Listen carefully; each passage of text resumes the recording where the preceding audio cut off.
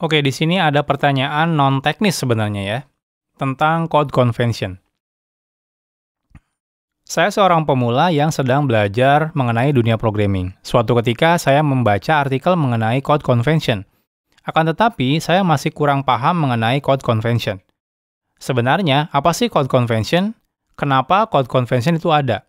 Apakah programmer wajib mengerti dan menguasai code convention itu sendiri? Apakah ada sebab akibat yang ditimbulkan code convention ketika produksi? Oke, anggap aja ini ya. Yang bertanya itu misalnya pemula banget gitu ya. Oke, misal kayak gini. Ketika nanti kita misal aja setelah lulus kuliah gitu ya, atau setelah lulus sekolah, kita akan masuk ke perusahaan. Nah, ketika masuk ke perusahaan, itu kan otomatis kita sebagai programmer akan diminta untuk membuat aplikasi. Yang namanya kita masuk perusahaan, rata-rata tidak mungkin kita akan sendirian ketika membuat aplikasi. Pasti ada beberapa orang, minimal 2 orang lah ya, untuk mengerjakan satu aplikasinya. Nah, pertanyaannya, kalau misalnya kita mengerjakan satu aplikasi beberapa orang, gimana cara mengerjakannya biar gitu ya, semuanya mengerti bagaimana punya standar yang sama. Kalau misalnya tidak ada aturan, ya, aturan pembuatan kode, maka akan membingungkan. Contohnya ada orang, oke, ternyata dia mau bikin fitur A, dia bikinnya pakai gaya dia sendiri. Lalu ada orang lain, dia mau bikin fitur B, dia pakai gaya dia sendiri gitu ya. Jadi ketika digabung itu bingung ya, karena nggak jelas. Struktur kodenya nggak jelas, file structure-nya nggak jelas, struktur foldernya nggak jelas gitu ya, penamaan variabel, penamaan kelas, penamaan function, method itu nggak jelas, semuanya beda-beda gitu ya.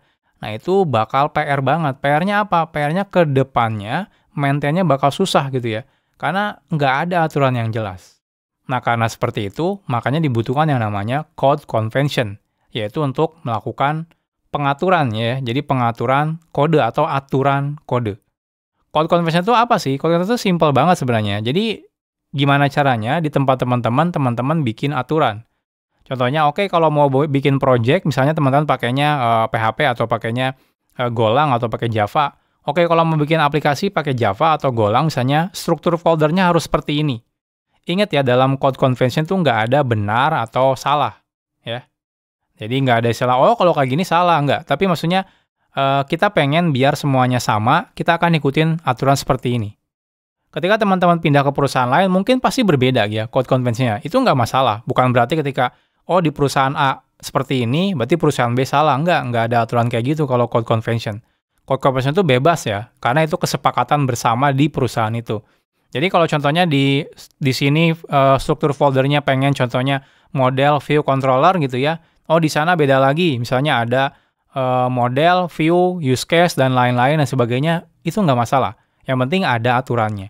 Nanti penamaan file sama, contohnya, oh kalau di sini harus uppercase gitu ya, camel case misalnya, kalau di sana harus lowercase atau snake case, itu juga nggak masalah. Tapi intinya semuanya sama aturannya. Nah, termasuk nanti pembuatan variabel, pembuatan kelas, dan lain-lain. Jadi itu harapannya aturannya sama. Jadi biar nanti ketika teman-teman kerja, itu teman-teman nggak bingung. Teman-teman tinggal ngikutin code convention-nya. Nah, jadi teman-teman tinggal fokus ke logic aplikasi. Jadi aturan ya, gimana cara membuat hal-hal kayak kode, struktur folder, dan lain-lain itu memang sudah diatur. Oke, pertanyaannya apakah kita harus bikin sendiri atau enggak? Nah, sebenarnya nggak wajib teman-teman bikin semuanya sendiri. Teman-teman bisa adopsi yang sudah ada. Contohnya yang terkenal itu contohnya Google. Google punya yang namanya Google Style Guides. Ini untuk guideline kalau teman-teman mau bikin project misalnya ya, atau tergantung bahasa pemrogramannya. Nah, ini ada aturan-aturannya. Contohnya di sini kalau teman-teman pakai Angular, pakai C++, pakai C#, pakai Go, HTML, CSS, JavaScript, itu di sini dia punya aturan ya. Nah, contohnya kalau di Java misalnya, kalau kita perhatikan di sini, nah ini ada aturannya ya. Dari aturannya pembuatan nama file, source code-nya gitu ya, importnya harus kayak gimana ya, deklarasi kelasnya, dan lain-lain. Nanti jadi di sini dijelasin. Contohnya untuk import tidak boleh ada import wildcard. Wildcard itu kayak bintang gitu ya. Jadi saya mau import semua, nah itu nggak boleh. Artinya harus satu-satu gitu ya. Nah, habis itu ada banyak nih orderingnya tuh gitu ya. Jadi harus diurutin gitu ya. Misalnya kalau mau import nggak boleh nggak boleh ngacak misal aja gitu ya. Jadi ada aturannya nih. Kalau teman-teman mau pakai yang Google Style ya, termasuk yang bahasa pemrograman yang lain contohnya ya. Ada juga contohnya Golang gitu ya. Nah ini juga sama contohnya ya. Nah ini ada Go ya. Nah ini juga sama ya detailnya. Nah ini sudah ada. Nah, jadi seperti itu. Jadi dibanding kita misalnya bikin sendiri ya, kecuali memang tidak ada di sini ya, mungkin teman-teman bisa bikin sendiri. Oh ya, nggak cuma Google ya, banyak perusahaan lain juga yang mempublikkan ya code convention mereka. Contohnya ada Netflix, ada Airbnb gitu ya, dan masih banyak yang lainnya. Teman-teman tinggal adopsi aja kira-kira senangnya yang mana. Nah, ini contohnya. Nah, jadi intinya kalau soal code convention ini penting ya kalau teman-teman nanti kerjanya di perusahaan. Nah, tapi soal seperti apa code convention-nya itu nggak ada aturannya. Tergantung teman-teman baik lagi. Ya, karena tiap perusahaan kadang-kadang bisa beda.